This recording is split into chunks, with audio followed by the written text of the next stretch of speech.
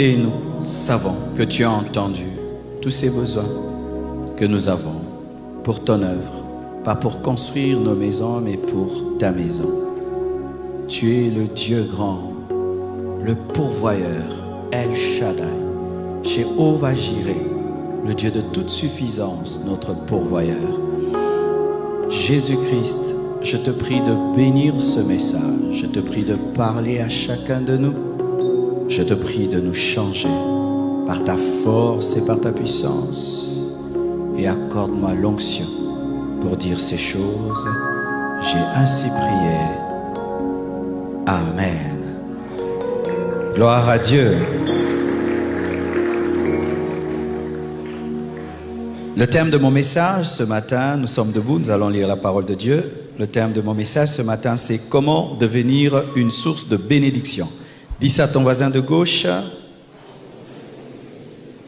ton voisin de droite,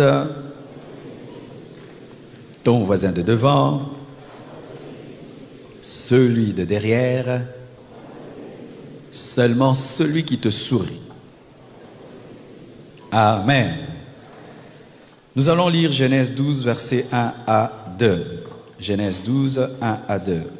La Bible dit: L'Éternel dit à Abraham, va-t'en de ton pays, de ta patrie, de la maison de ton père, dans le pays que je te montrerai. Je ferai de toi une grande nation, et je te bénirai. Je rendrai ton nom grand, et tu seras une source de bénédiction. Le deuxième verset, Luc 13, versets 6 à 9. Luc 13, 6 à 9. Vous y êtes? Il dit aussi cette parabole. Un homme avait un figuier planté dans sa vigne. Il vint pour y chercher du fruit, et il n'en trouva point. Alors il dit au vigneron, voilà 3 ans que je viens chercher du fruit à ce figuier, et je n'en trouve point. Coupe-le. Pourquoi occupe-t-il la terre inutilement? Le vigneron lui répondit, Seigneur, laisse-le encore cette année. Je creuserai tout autour, et j'y mettrai du fumier. Peut-être à l'avenir donnera-t-il du fruit, sinon tu le couperas. Que Dieu bénisse sa parole. Asseyez-vous, s'il vous plaît.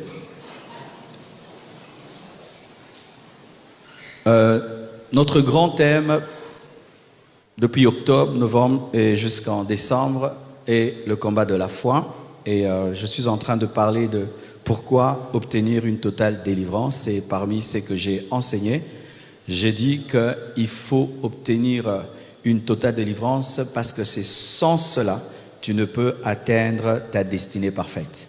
Et aujourd'hui, je parle de ta destinée parfaite. Pourquoi Dieu t'a créé? Pourquoi tu existes? Pourquoi tu es là? Pourquoi tu es sur cette terre?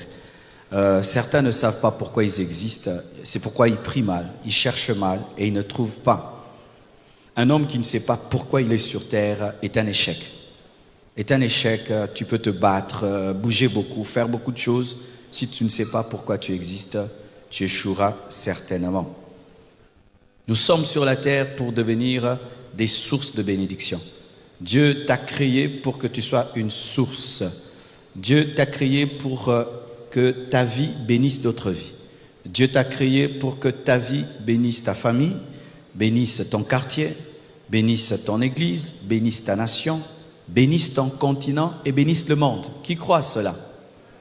J'ai un iPad, c'était fait par un Américain, ça bénit un Congolais. Ça quitté.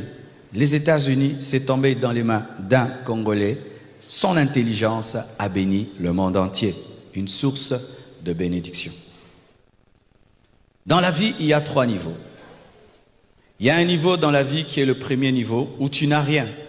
Et ainsi, tu ne donnes rien. Et là, je parle sur le plan matériel parce que sur tous les autres plans, nous avons toujours quelque chose. Dieu ne crée aucun homme vide. Amen. Hein? Si j'ai rien dans mes poches, ce n'est pas que j'ai rien en moi. Je peux avoir l'intelligence, la sagesse, la connaissance, l'expérience, une grâce, un talent. Joseph était prisonnier, il n'avait rien. Il avait un don d'interpréter les songes. Mais comme aujourd'hui nous sommes dans un culte où nous parlons finance, nous parlons développement aussi dans ce domaine-là que nous ne devons pas négliger, il y a une étape dans la vie où tu n'as rien, $0 dans tes poches, dans ton compte en banque. J'ai connu cela.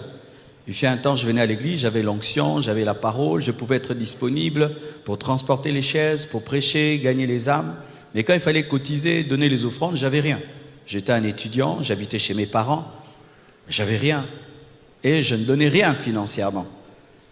Mais ce n'est pas parce que j'avais rien et je donnais rien financièrement que je n'avais pas le rêve un jour de pouvoir soutenir l'œuvre de Dieu. Il y a un temps où tu es un arbre sans fruit. On vient, on ne trouve rien, c'est beau. Il n'y a rien. Mais tu es un arbre, mais sans fruit. Deuxièmement, il y a un temps où tu as quelque chose, mais tu ne donnes rien. C'est l'étape de l'égoïsme, où tu gagnes quelque chose, tu as un salaire, tu as des affaires, mais personne ne bénéficie de ce que tu as. C'est l'étape de l'égoïsme. C'est une étape très dangereuse parce que cette étape te ramène à la case de départ.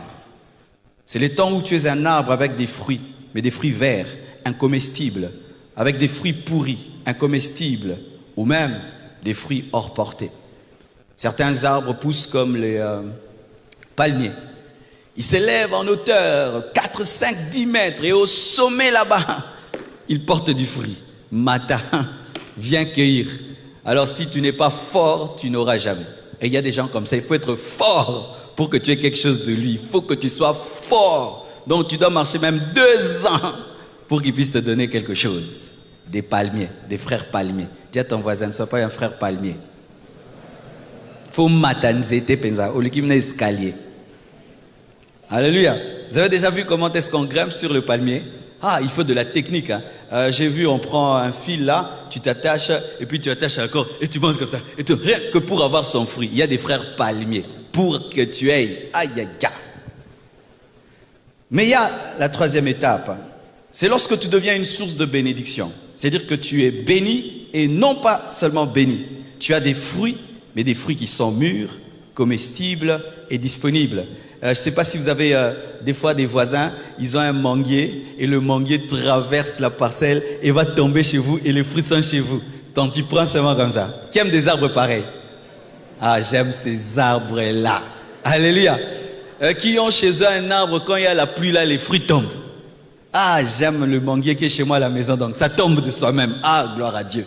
Donc si je veux une mangue, je n'ai même pas monté sur l'arbre. Quand il y a seulement le vent, tu attends, tu as. Que Dieu te fasse grâce, que tu sois comme le manguier qui est dans ma parcelle. Alléluia. Mais bien aimés frères, c'est ça ta vraie destinée, devenir une source de bénédiction. J'ai cité Abraham. Tout mon message aujourd'hui ne sera que sur Abraham parce qu'il a reçu vraiment la promesse, pas seulement d'être béni. Dieu ne veut pas te bénir, il veut que tu sois une source de bénédiction. Comment parvenir à être une source de bénédiction? Je ne serai pas très long. La première chose, la foi. Dites la foi. Tout commence par la foi. La Bible dit dans Hébreux 11, verset 8, c'est par la foi qu'Abraham, lors de sa vocation, obéit et partit pour un lieu qu'il devait recevoir en héritage et qu'il partit sans savoir où il allait. La foi. Est-ce que tu crois que tu peux devenir une source de bénédiction? Qui le croit? Bien-aimés frères et sœurs, jamais tu ne deviendras ce que tu ne crois pas. C'est pourquoi Jésus-Christ posait des questions à un paralytique. Veux-tu marcher? Parce que si tu ne crois pas que tu peux marcher, tu ne marcheras pas. Croyez-vous que vous serez grand? Croyez-vous que vous allez impacter? Croyez-vous que vous serez utile dans cette église? Croyez-vous que vous allez être utile dans cette société? Croyez-vous que Dieu peut vous donner l'Afrique, qu'il peut vous donner le monde? Croyez-vous, croyez-vous, croyez-vous? Et dans le domaine de la foi et de la confession, mes frères, parler que tu es riche, que tu es grand, ne te donnera pas des impôts parce que tu as dit que tu es riche et c'est gratuit. Il n'y a pas de facture parce que tu as dit que tu es grand. Dites, parlez, parlez, parlez. Amen. Hein? La foi. Si tu ne crois pas que tu seras grand, tu ne le deviendras pas. Tu dois croire. Abraham croyait qu'en quittant une terre qu'il avait maîtrisée, avec un Dieu puissant, il allait maîtriser une terre qu'il ne maîtrise pas. La foi. Dieu peut te dire, quitte le Congo, va en Chine. Et en Chine, tu ne connais personne. Tu ne parles même pas chinois. Mais Dieu te dit, là-bas, tu seras un homme d'affaires. La foi. Tu y vas, tu deviens grand. Tu restes au Congo, tu échoues. La foi. La foi, mes frères et sœurs. Ce n'est pas tout le monde qui réussira à Kinshasa. Certains, vous devez aller en province. J'ai rencontré un pasteur à Kolwezi. Mes frères, Kolwezi, il allait mieux que les pasteurs quinois que je connaissais à Kolwezi. Et aujourd'hui, Kolwezi, d'ailleurs, vient encore de se développer. Amen. Hein? Tu ne vas pas dire que lui, il est dans un village. Il est au lieu de sa destinée. La foi. Est-ce que tu crois que tu seras grand? Mes frères et sœurs, être humble, ce n'est pas manquer de l'ambition. Être humble, ce n'est pas manquer la fierté. Être humble, ce n'est pas manquer la personnalité. Je sens que je dois creuser là. Donne-moi la main, je vais te parler. Vous savez, il y a une fausse humilité qu'on nous enseigne. Hein? C'est moi, je ne suis rien, je ne suis rien. Non, moi je suis quelque chose. Je suis le temple du Saint-Esprit. Je suis un oint de Dieu et j'ai un grand futur. Mais souvent, nous avons une fausse humilité. Je ne suis rien, je ne veux rien. Manquer d'ambition, ce n'est pas de l'humilité, c'est de la lâcheté. Manquer de la fierté, ce n'est pas de l'humilité. Amen. Hein? C'est un manque de personnalité. Jésus-Christ avait de la personnalité. Amen. Hein? Il parlait aux Sadducéens, il parlait aux pharisiens. Lorsqu'on a dit à Pierre qu'il était ivre, il a dit « Je ne suis pas ivre ». Il n'a pas dit par humilité « Non, je ne suis pas ivre, il est 12 heures ». Mes frères et sœurs, beaucoup de personnes ont des rêves et des ambitions avant de se convertir. Une fois qu'elles se convertissent, elles attendent le ciel. Pourquoi? Parce qu'on vous prêche mal l'humilité. L'humilité, c'est quoi? C'est reconnaître ta valeur et dire, c'est Dieu qui l'a fait. Frère, tu es intelligent. Non, je ne suis pas intelligent. Merci beaucoup.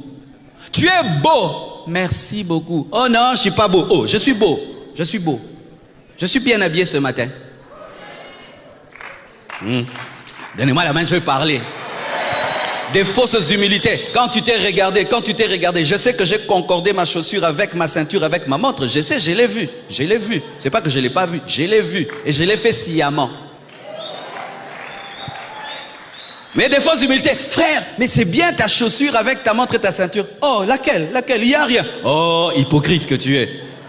Chacun de nous, quand il se regarde dans le miroir, tu sais que j'ai des beaux yeux, j'ai ceci, j'ai cela, tu sais. Nous le savons. Nous savons que moi, je suis fort en mathématiques. En français, je suis faible. Si on te dit tu es fort en mathématiques, je serais Sylvain, tu sais chanter. Oh, rien. Tu sais chanter, frère. Tu sais chanter. Il sait chanter? Oui. Alors, il sait chanter. C'est l'orgueil? Oh. Quand tu dis à l'antilope qu'il est antilope, tu sais quoi? Il est antilope.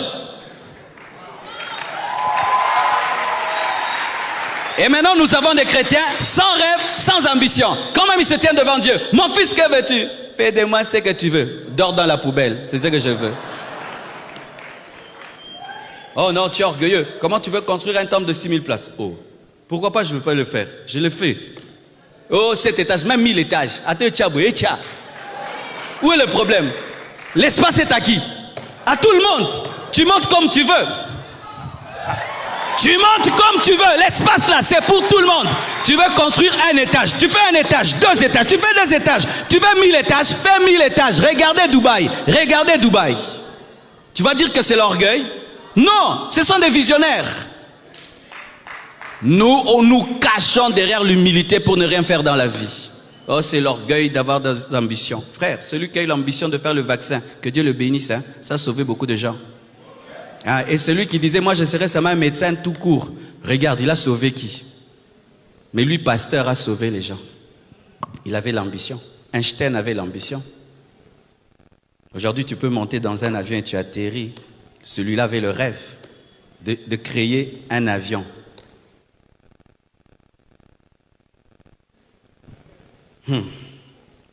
Évoluons. La foi. Deuxième chose, l'alliance. Dites alliance.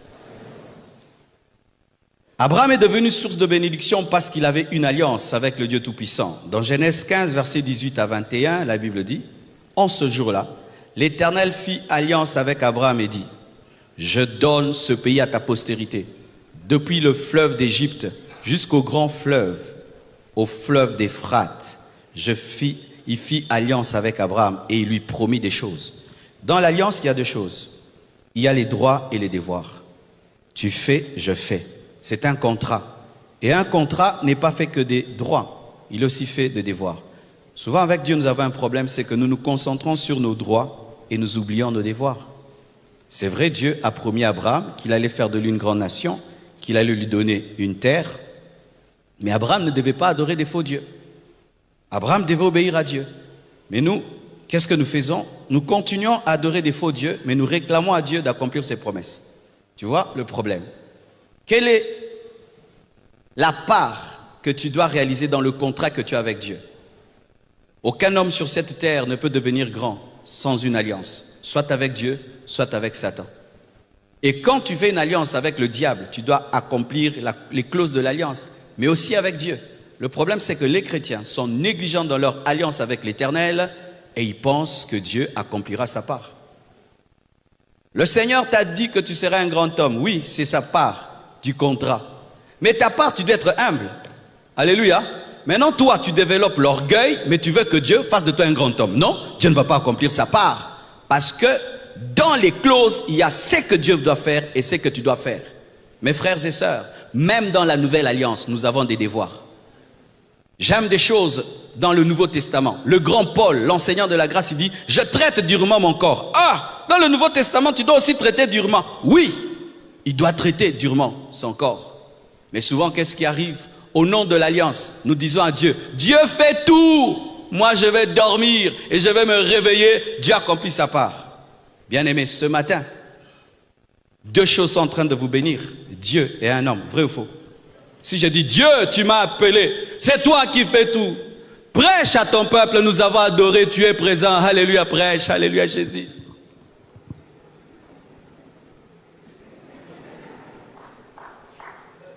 Pasteur prêche, non, c'est Dieu.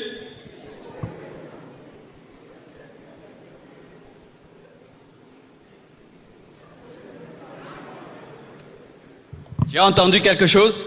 Mais quand Marcelo tient le micro, Dieu commence à parler. Dieu commence à parler. Pourquoi?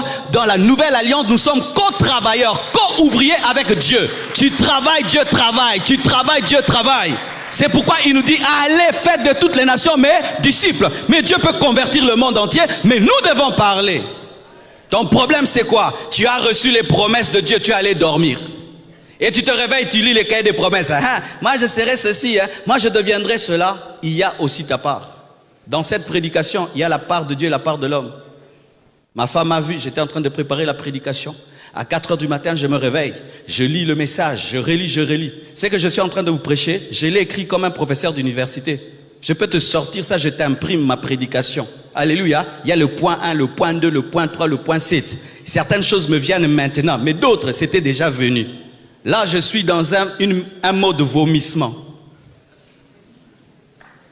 Mais il y a des gens qui, même dans le ministère, ne préparent rien. Pasteur, qu'est-ce que tu vas prêcher? Ah, ça va sortir là-bas, ça sortira.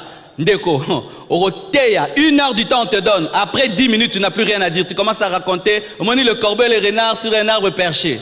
Mais oui, j'ai déjà vu ça.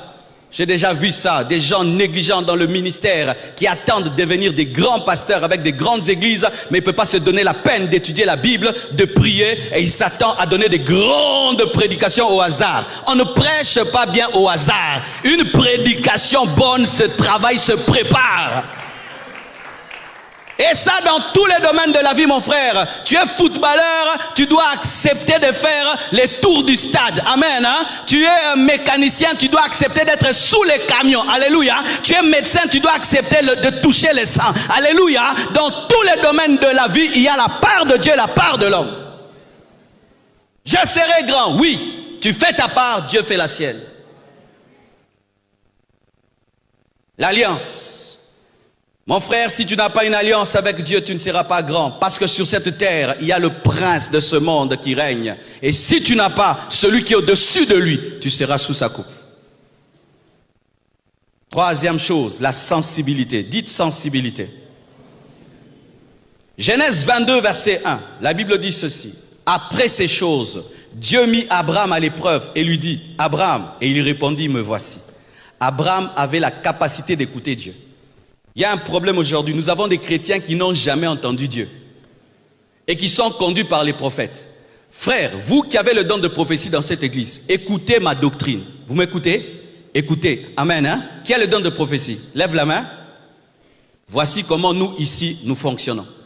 Nous ne fonctionnons pas ici à la compassion avec des gens qui écoutent Dieu à la place des autres.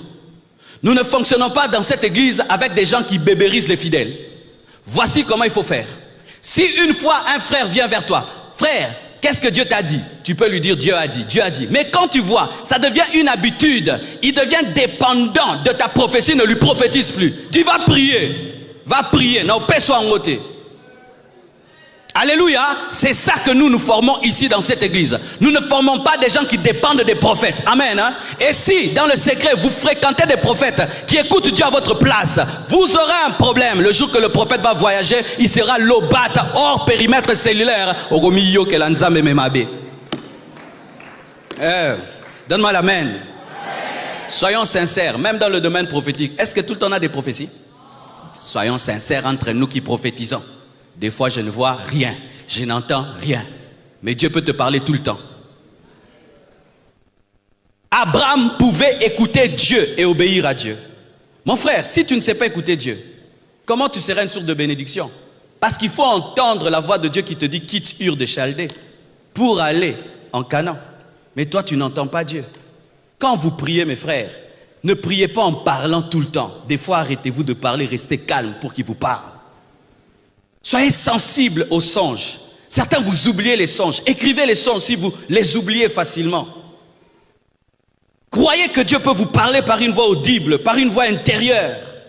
Mais apprenez à écouter Dieu. Aujourd'hui, ma vie a changé, rien qu'à cause d'une chose. J'ai entendu une voix qui m'a dit, quitte Lemba, viens à Limete. J'ai quitté Lemba, je suis venu à Limete. Une église de 600 personnes est devenue une église de 6500 personnes parce que j'ai écouté Dieu. Mais toi, Dieu te dit, mon fils, la mathématique, ce n'est pas pour toi. C'est ton père qui est mathématicien. Toi, tu es basketteur. Namoulaye bele wana okekaka mathématique. Ndeko. Donne-moi l'amen.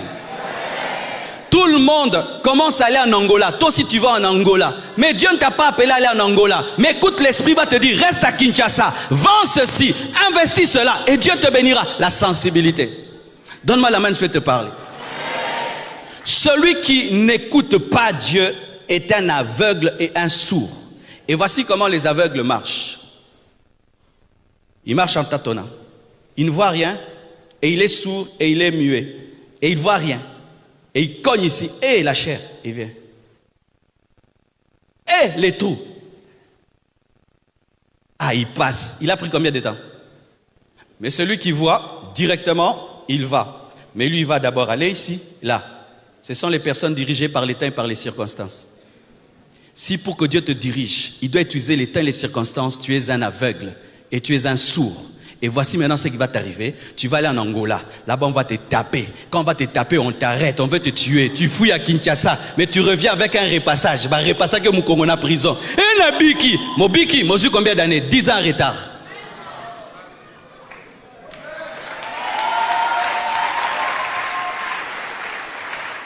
Tu fais les affaires, tu n'entends pas la voix de Dieu, tu fais seulement les affaires, tu perds 10 000 $, 20 000, 50 000, 100 000. Quand vraiment tu deviens pauvre, tu entends. Mais si tu peux écouter Dieu au fond de ton cœur, pourquoi tu as arrêté ces affaires? Je n'ai plus la conviction. Seulement la conviction, oui, parce que ces affaires, je les ai commencées avec la conviction, je les arrête aussi avec la conviction. Quand seulement tu sors des affaires, tu attends que cette marchandise-là n'a plus de valeur au biki. Mais si tu n'écoutes pas Dieu, tu vas t'entêter alors que c'est fini. Soyez sensibles, apprenez à écouter Dieu par vous-même. Et les scientifiques ont démontré ceci, que si tu prends un enfant normal, qui naît normalement, tu le mets dans une maison, tu te rassures seulement de le nourrir. Voici ce qui va arriver à cet enfant. Si tu le mets en contact avec personne, personne ne lui parle, il n'entend personne, il ne voit personne parler. Cet enfant deviendra sourd et muet, sans être sourd et muet. Parce que les sens physiques ont besoin d'être exercés. Alors le fait que ses oreilles n'entendent pas des paroles, sa bouche ne sait pas parler. Il deviendra muet, il deviendra sourd. Mais il n'est pas sourd, mais il le devient parce que les sens ne sont pas exercés. Et lorsque spirituellement, tu ne t'exerces pas à écouter Dieu toi-même, et tu laisses les autres l'écouter à ta place, tu deviendras un sourd spirituel, un aveugle spirituel, un muet spirituel. Des fois, il faut dire au prophète, pour ça, j'aimerais que Dieu me parle à moi-même. Si Dieu ne me le dit pas, je ne le fais pas. Et quand tu fais ça, Dieu te parlera. Dieu te parlera.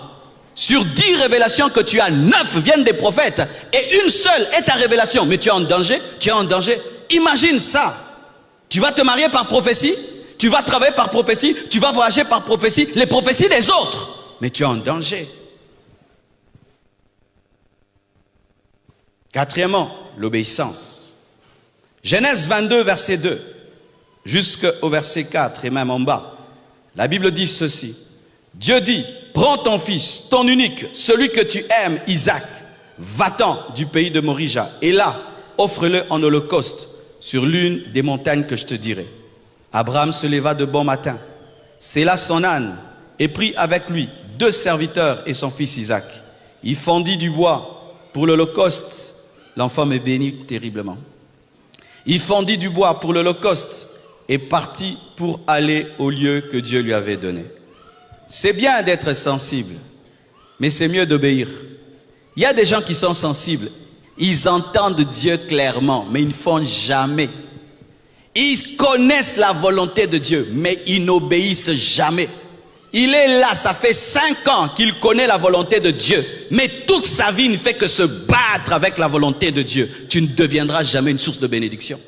Abraham avait la capacité d'entendre la voix de Dieu, mais pas seulement la capacité d'entendre, la capacité d'obéir.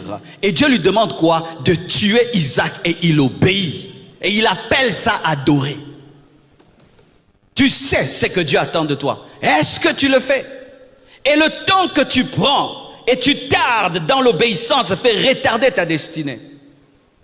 Quand vous lisez la Bible, vous allez remarquer que Dieu parle à Abraham et il obéit le matin. Dites le matin. N'obéis pas le soir quand Dieu t'a parlé la nuit. Obéis le matin. Même dans les affaires, mes frères. Certains ont réussi dans les affaires seulement parce qu'ils avaient la prééminence. Ils avaient la première information. Ils ont commencé avant les autres.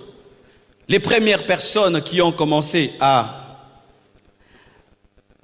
utiliser ces voitures catch, qu'on appelle catch, comme taxi, ont eu beaucoup d'argent. Mais quand tout le monde a découvert et tout le monde maintenant est dedans, ces personnes n'ont pas autant d'argent. Il faut agir le matin parce que le soir, tout le monde a l'information.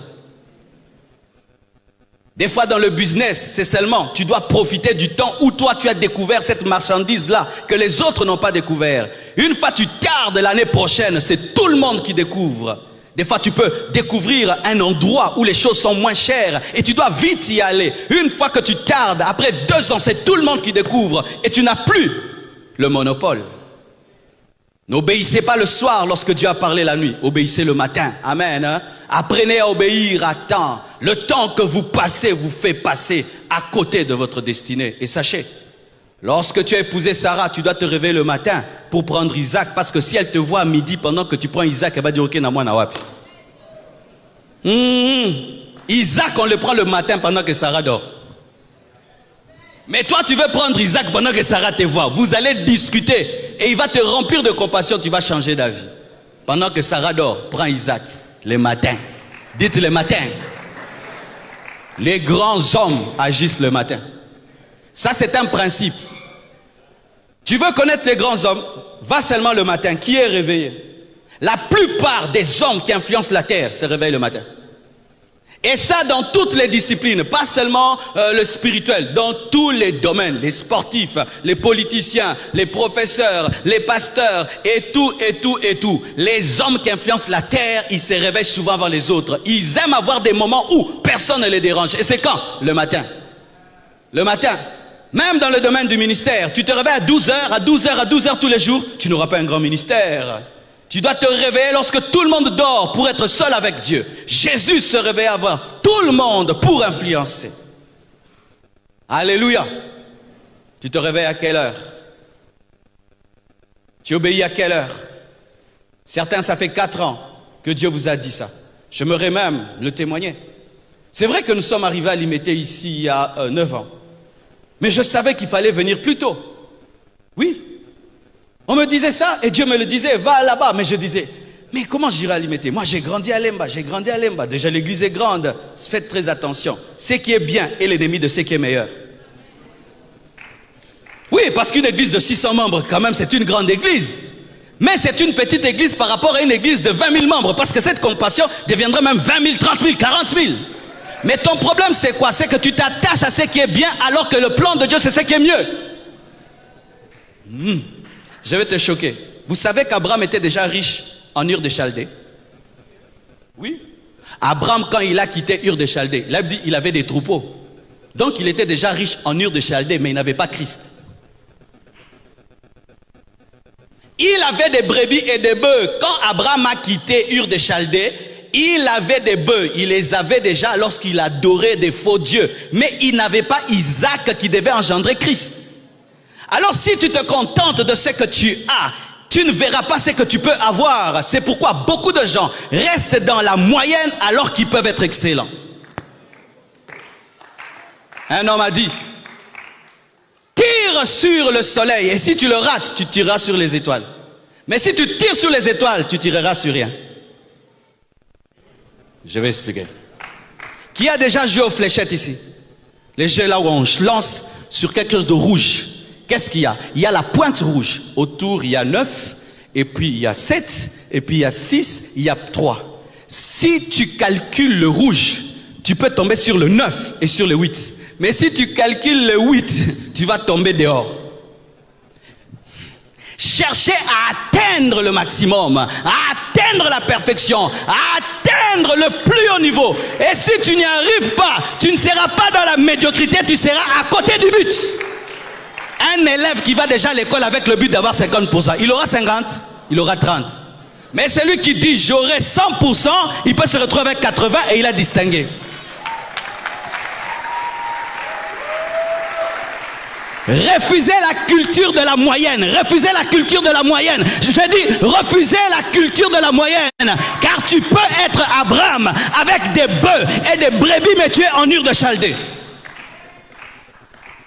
Ah, est-ce que je peux parler? Mais il y a certains ici, n'est-ce pas, qui ont eu de l'argent avant de se convertir. Vrai ou faux? Mais oui, il y a des païens qui sont venus, qui ont cru en Jésus, mais il avait l'argent. Il avait des maisons et des biens. Mais ces biens-là n'ont pas Christ. Il n'y a pas Isaac. Ils ne se sont pas contentés de dire j'ai déjà l'argent, je n'ai pas besoin de Dieu. Non, j'ai les finances, mais je ne suis pas riche, parce que la richesse c'est d'abord l'esprit. Visez des hautes choses. Visez toujours des grandes choses. Faites toujours les choses très très bien. Amen. Hein? De sorte que même si tu as raté, tu dis j'avais fait de mon mieux. Amen. Hein? Oh, et si marité, nasalaki makasi nyonso mutakoki ko sala. Pour simba, so simité donc il fallait pas qu'il simba. Po nga penza na nga na kufa. Amen. L'obéissance. Obéis. Ne dis pas seulement Dieu m'a parlé. Ne te glorifie pas de toutes les révélations que tu as. Ne te glorifie pas de toutes les fois que Dieu t'a parlé. Est-ce que tu obéis? Cinquièmement, un cœur d'adorateur.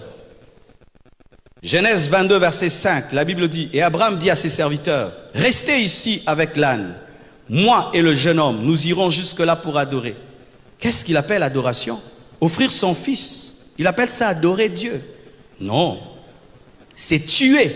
Il devait dire, je vais à la montagne tuer mon fils. Il dit non, nous allons adorer. Malgré que Dieu lui demande quelque chose de difficile, il continuait à aimer Dieu parce qu'il avait un cœur d'adorateur.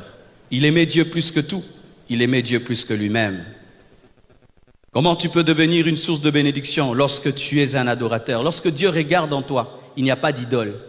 Il n'y a rien que tu aimes plus que lui. Sachez mes frères et sœurs, les hommes qui ont comme Dieu eux-mêmes ne deviennent pas des sources de bénédiction parce que lorsqu'ils deviennent des sources de bénédiction, elles commencent à faire des chantages aux autres. Je t'ai fait ça, je t'ai fait ça, je t'ai fait ça. Lorsque tu fais du bien aux gens par amour, tu ne le chantes pas. Amen. Tu ne le chantes pas. Mes frères et sœurs, est-ce que je peux chanter à mon fils ce que je fais pour lui? Oh, oracle, je te nourris. Oracle, je t'habille. Oh, mais tu ne peux que me nourrir et m'habiller. Amen. Hein? Mais il y a des parents qui chantent ça à leurs enfants. Je vous habille, je vous nourris. Eh, ngatinda kiyo zwazem.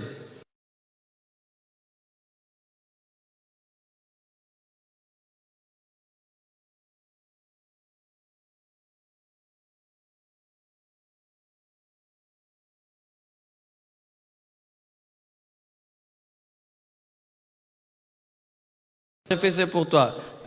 Je t'avais dit de me chercher. Oh non, vous êtes trop nombreux. Il fallait rester à 2. Donnez-moi la main. Les parents qui ont beaucoup d'enfants, vous me faites rire des fois quand vous vous plaignez. Vous êtes trop nombreux. Je vais vous nourrir comment? Ah, c'est nous qui devons te poser la question. Comment?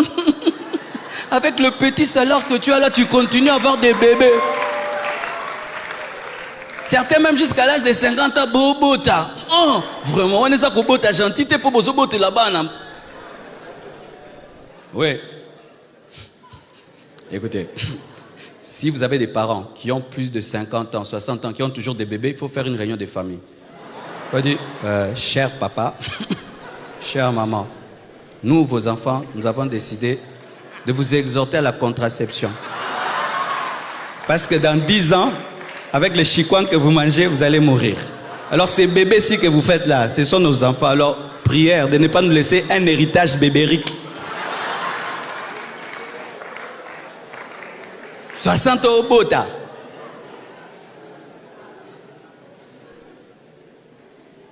Moi, j'ai clôturé déjà, vous savez. Ouais, j'ai clôturé. À moins que Dieu vraiment m'impose un Samuel ou un enfant vraiment. Mais moi, j'ai clôturé. 3 enfants, tout est accompli. La Trinité. Ah, j'entends quelqu'un aussi. J'entends des gens. Oh non, si Dieu donne, il faut prendre. Oh, tu es un qui perd. Oh, si Dieu donne, Dieu donne. Dieu donne comment? Hein? Vous qui dites Dieu donne, expliquez-moi, Dieu donne comment? C'est pas vous qui allez chercher. Oh, Dieu donne, Dieu donne. Dieu a fait le miracle de Marie dans le ventre de ta femme. Oh, Dieu a donné. Tu as cherché.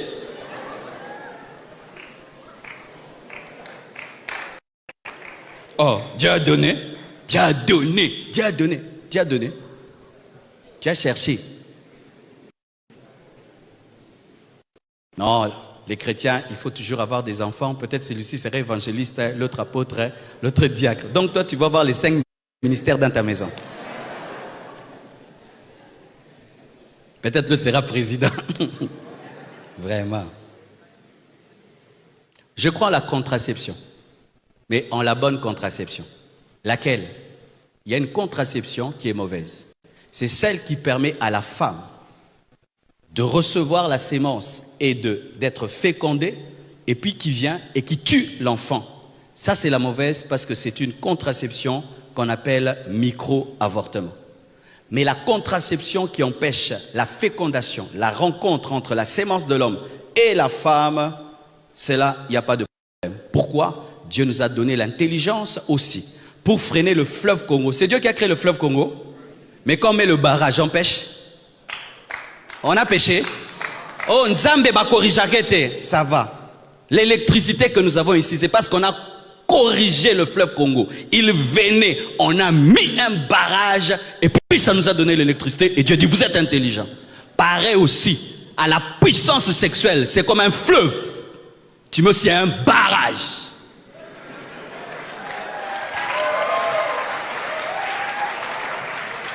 Et ça te donne l'électricité, le temps pour servir Dieu. Parce que si la femme tout le temps, enceinte, elle va servir Dieu comment? Barrage, électricité. Give me amen. Pour le reste, voyez des médecins. Amen. Dites seulement, notre pasteur a prêché, il a dit, il y a 2 sortes. Il y a 2 sortes. Amen. Parce que à l'église, on ne doit pas seulement prêcher et éviter certains détails. Amen. Hein? Parce que je connais dans l'église, bébé moko bozo lingate. Pasteur, zemili susu. On est ça moi na bien. Nini. Ah, zemi mususu pasteur, zemi mususu. Et au cas ça bi à Barcelone contre Real. Bi mususu, bi mususu, bi mususu.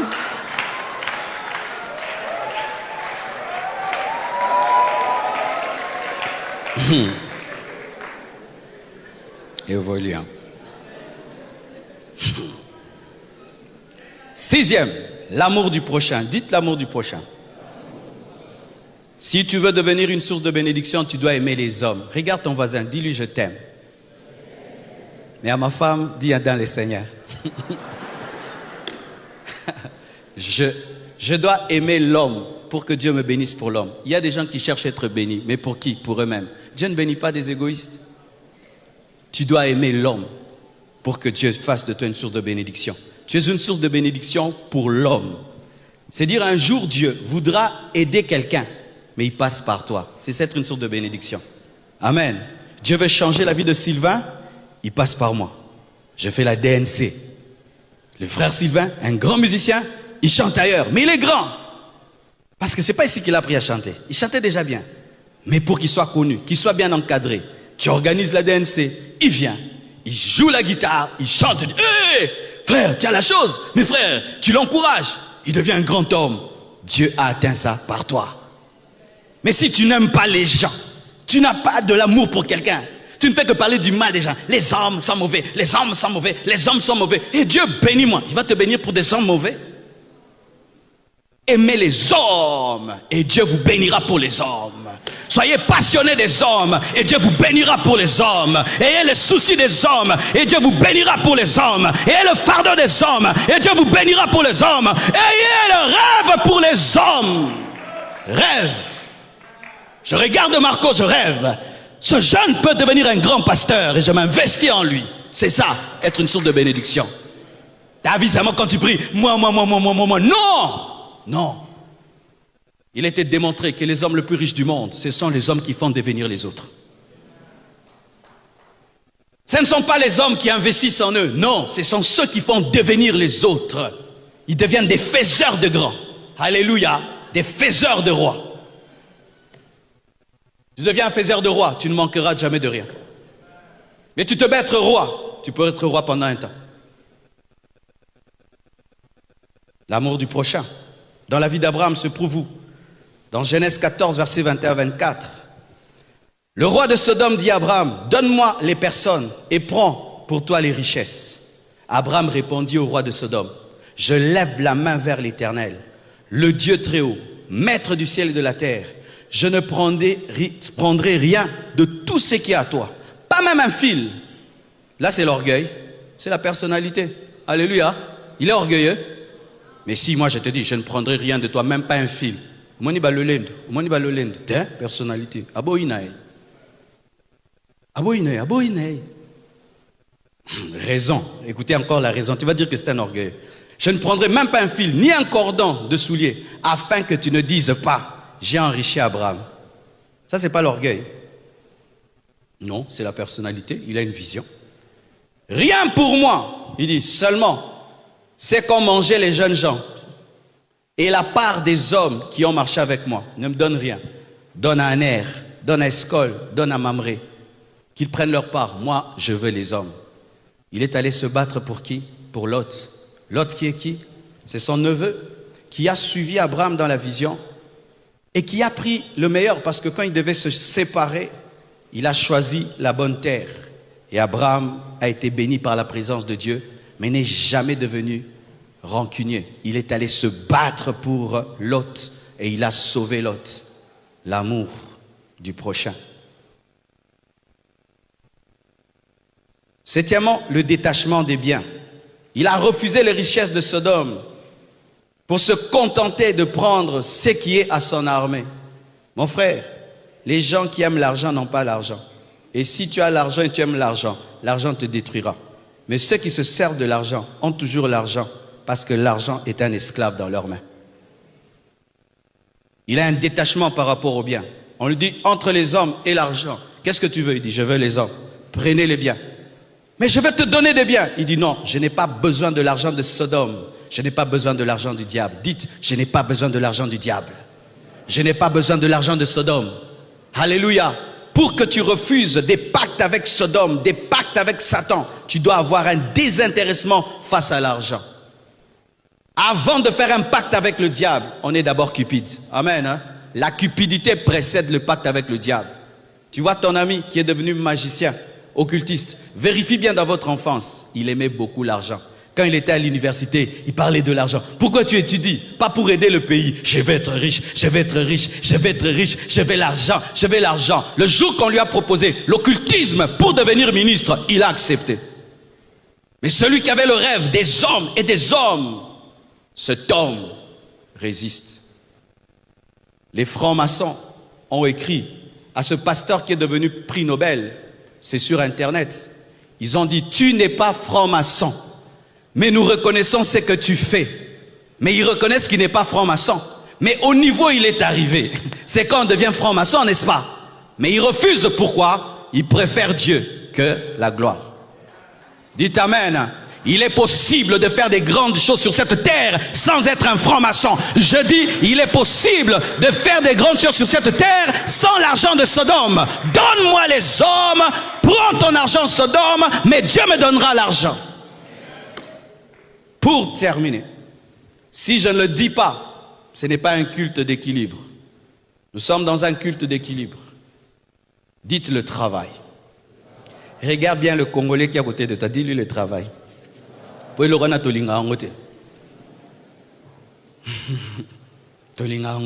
Travailler dur. Oh, on n'aime pas ça. Nous aimons que les choses tombent du ciel. Abraham, souvent nous disons qu'il était riche. Mais qu'est-ce qu'il faisait pour être riche? Il se promenait et Dieu jetait de l'argent du ciel. Tiens, tiens, des bombes d'argent, des pluies d'argent. Je suis le père de la foi. Dit élevage. Abraham était un éleveur. J'aime un papa de cette église, celui qui est en train d'arranger toutes nos chaises. Nos chaises, après qu'on les a achetées, comme on tombe dessus, il y a les dos qui s'abîmaient. Et j'ai cherché un jeune homme, je lui ai dit, jeune homme, viens, arrange-nous ces chaises. Le jeune homme là, il n'est même pas millionnaire, il n'a même pas encore une entreprise réelle. Il vient, il regarde, il prend la mesure d'une chaise, il va avec, et puis il envoie quelqu'un faire à sa place ce travail. Il se comporte déjà comme un grand PDG. Et celui qui l'envoie nous fait un travail vraiment bâclé, on rend le contrat. À la place, on cherche un autre. Et quand je viens ici au chantier, je le regarde. Cet homme, il entre, il te dit « Bonjour pasteur » et il vient ici. Il est seulement là. Il ne cause pas, il ne parle pas. Je ne le vois même pas boire l'eau. Hein. 8h, 12h, 14h. Si vous êtes bien assis là et des chaises avec bien, c'est un papa ici de cette église. Il ne parle pas. Je dis, il est chinois ou congolais? Congolais. Mais si c'était congolais, Neni, Akatinan. Au monde à danger.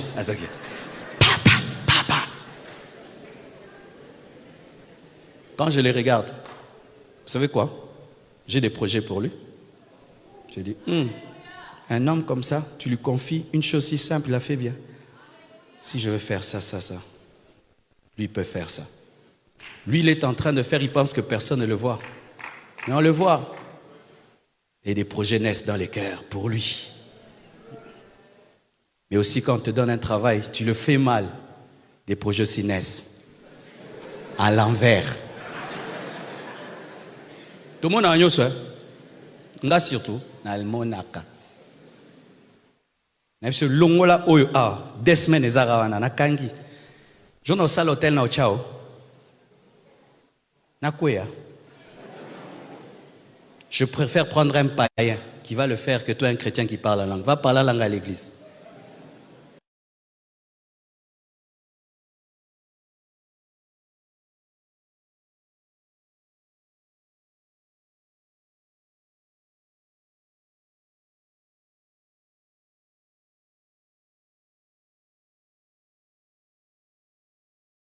Nous comprenne, des excuses, qu'on nous comprenne. On a cet esprit qu'on nous comprenne tout le temps. Des excuses, le retard, des excuses de retard. Et quand quelqu'un est meilleur que toi, on t'enlève, on le met. Esprit de blocage et de pauvreté. Non, tu es médiocre. Genèse 13, verset 1. Abraham remonta d'Égypte vers le midi. Lui, sa femme et tout ce qui lui appartenait, et Lot avec lui. Abraham était très riche en troupeaux. Dites troupeaux. La richesse d'Abraham, c'était l'élevage. Il sentait les animaux. Abraham, quand tu t'approches de lui, il ne sentait pas Gucci. Il sentait brebis. C'était le prix à payer. Des fois, vous voulez sentir Gucci alors que vous devez sentir les brebis. C'est pourquoi Dieu ne vous bénit pas. Tu es un mécanicien, mais tu n'aimes pas te salir les mains. Comment tu seras? Ce sera ce genre de mécanicien qui regarde le moteur comme ça et puis il s'en va. Mais des fois, tu vas dans un grand garage, tu vois le grand patron libanais, il entre sous le capot. Il sort là-bas, quand il entre dans une voiture, une plus belle voiture que la tienne, mais il est entré sous ton capot. Vrai ou faux? Est-ce que vous salissez les mains? Est-ce que vous transpirez? Et si tu ne transpires pas là, transpire dans le cerveau. Alléluia. Est-ce que tu as des moments où tu bosses dur pour le rêve que tu as? Tu prends combien d'heures par semaine? Combien d'heures par jour pour le rêve que tu as? Le rêve que tu as, je serai. Ok. Combien d'heures tu passes pour ton rêve à y travailler? Combien d'heures tu fais? Par semaine, combien d'heures tu fais? Par mois, par année, combien de temps tu passes à travailler? À travailler ton don, à travailler ta voix, à travailler ton cerveau, à travailler, à bosser, à travailler. Tu lis combien de livres par année? Tu lis combien de livres par mois? Combien tu lis? Tu écoutes quoi? Tu écoutes des choses qui ne t'apportent aucune intelligence, qui ne t'apportent aucune valeur ajoutée par rapport à ton travail. Tu es dans la politique, mais tu écoutes Bodo. Kendosaki Bodo Kuna. Écoute des Macron, écoute comment il parle, comment il défend, comment il parle, comment il fait des interviews, comment il répond. Mes fils qui viennent me prendre à la porte de l'église, chaque fois que je viens me prêcher, j'écoute un prédicateur. Je viens vous prêcher en écoutant quelqu'un. Je suis venu en prêchant, en écoutant qui Bismarck. Il était invité prêcher où? À Potterhouse, chez T.D. Jakes. Imaginez Moutabongo na oyoke na oya. Déjà, méchant. Il était en train d'enseigner pourquoi les Africains ne se développent pas. C'est pas parce qu'il manque la sagesse, mais il manque l'entendement. Ils ne comprennent pas leurs problèmes. Ils sont comme l'Éthiopien qui lit, mais qui ne comprend pas. L'Afrique connaît ses problèmes, mais ne comprend pas ses problèmes. Tu lis, mais tu ne comprends pas.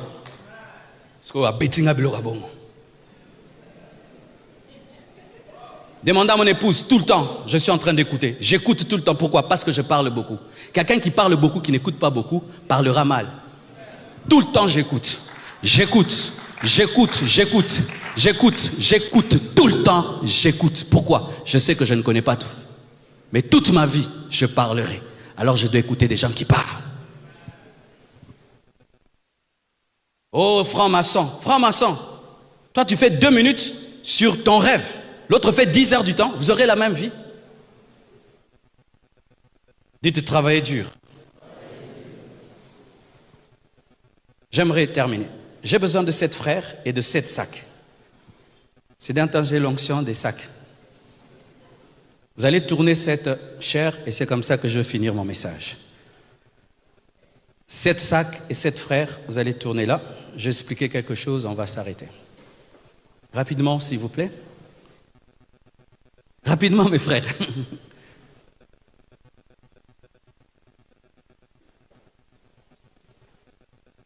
Ok. Non, ça reste. Oui, vous là. Là. Chacun dans la vie vient avec quelque chose, parce que Dieu ne crée aucun homme vide. Nous avons toujours quelque chose, un potentiel, une capacité, quelque chose, un talent, une relation, un nom, quelque chose. Nous avons toujours quelque chose. Devant la chair.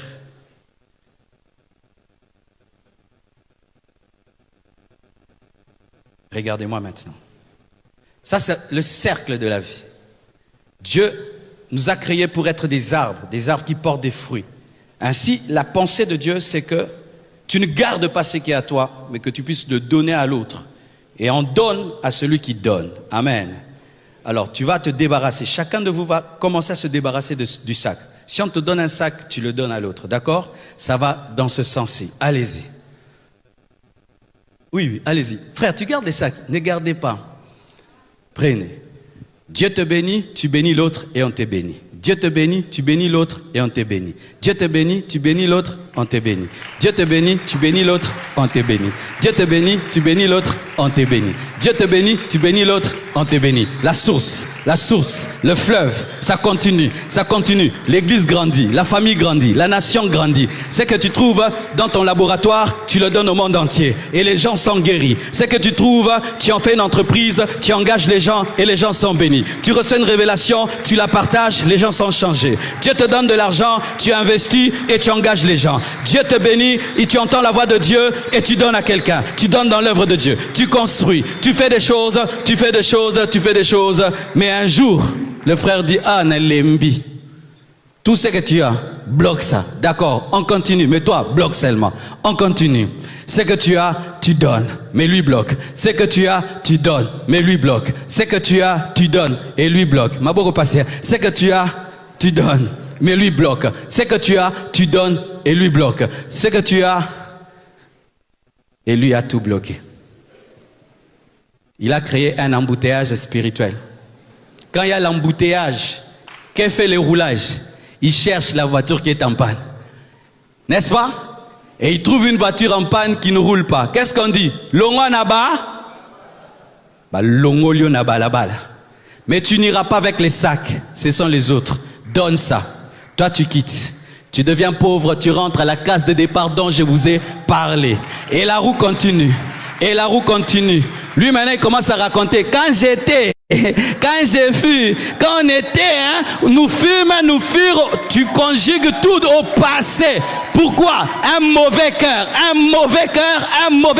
Tu n'as pas la sorcellerie, tu as un mauvais cœur. Je dis que tu n'as pas la sorcellerie, tu as un mauvais cœur. Oh, l'esprit de blocage. Non, tu as un mauvais cœur. Et voyez, et si par hasard, tous tombaient dans la maladie du frère et que moi, je gardais l'esprit de partage, tous ces sacs seront ici, n'est-ce pas? Et tous vont quitter le terrain, n'est-ce pas? Et maintenant, quand tout ça sera à moi, qu'est-ce qu'ils vont dire? La jalousie va commencer. Les combats inutiles vont commencer. Mon frère, ma soeur, ce n'est pas parce que tu tues Abel que tu deviens Abel. Et ce n'est pas parce que tu envies Abel que tu prendras la place d'Abel. Lorsque quelqu'un est en train d'avoir des résultats là où tu as échoué, tu dois vérifier quel était son cœur pour qu'il ait cela. Frères, sœurs, vous êtes dans une même église. Certains ici sont venus jeunes et Dieu les a bénis. Mais dans tout ce que Dieu leur a donné, ils n'ont jamais rien fait pour cette œuvre. Et d'autres, ils ont fait des grandes choses. Et Dieu bénit ceux qui font tourner la roue. Et ceux qui ne le font pas, Dieu les enlève. Pourquoi? Ils doivent continuer à avancer. Que Dieu vous bénisse abondamment. Merci. Nous sommes debout, nous prions, nous rendons grâce à Dieu pour le message de ce matin et demande à Dieu qu'il fasse de toi une source de bénédiction. Prions au nom de Jésus-Christ de Nazareth.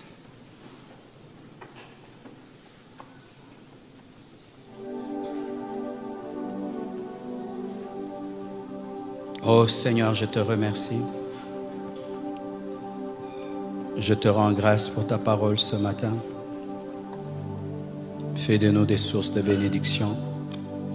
Aide-nous à pratiquer ta parole et à prendre Abraham en modèle de foi, d'obéissance, de sensibilité, de travail,